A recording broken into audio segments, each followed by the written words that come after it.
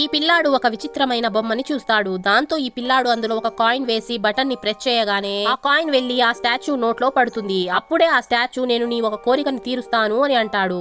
దాంతో ఈ పిల్లాడు నేను తొందరగా పెద్దవాడినైపోవాలి అని కోరుకుంటాడు. దాంతో ఆ స్టాచ్యూలో నుంచి ఒక కార్డు బయటికి వస్తుంది. అందులో నీ కోరిక తీరిపోతుంది అని రాసి వస్తుంది. ఆ పిల్లాడు ఇంటికి వెళ్లి పడుకొని తెల్లవారి లేవగానే అతను పెద్దవాడైపోయి ఉంటాడు.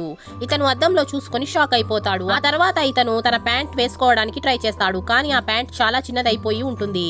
దాంతో ఇతను తన కజిన్ ప్యాంట్ ని వేసుకుని తన స్కూల్ కి వెళ్తాడు. స్కూల్ నుంచి ఇంటికి రాగానే అమ్మ అతన్ని చూసేసి చాలా భయపడిపోతుంది. అతను దొంగ అనుకుని కిచెన్ లోకి వెళ్లి కత్తి తీసుకుంటుంది. దాంతో ఇతను ఇంటి నుంచి బయటికి వెళ్లిపోతాడు. అక్కడ చిన్న పిల్లలు ఎంతో హ్యాపీగా ఆడుకుంటూ ఉంటారు. దాంతో అతనికి తను ఆ స్టాచ్యూతో హ్యాపీగా ఉండాలని కోరుకోవాల్సింది పోయి పెద్దగా అయిపోవాలని కోరుకున్నాను, చాలా పెద్ద తప్పు చేశాను అని అనుకుంటాడు. ఒకరోజు మళ్ళీ ఇతనికి ఆ స్టాచ్యూ కనిపిస్తుంది. దాంతో ఇతను కాయిన్ వేసి తను మళ్ళీ చిన్న పిల్లాడిలాగా మారిపోయి హ్యాపీగా ఉండాలని కోరుకుంటాడు.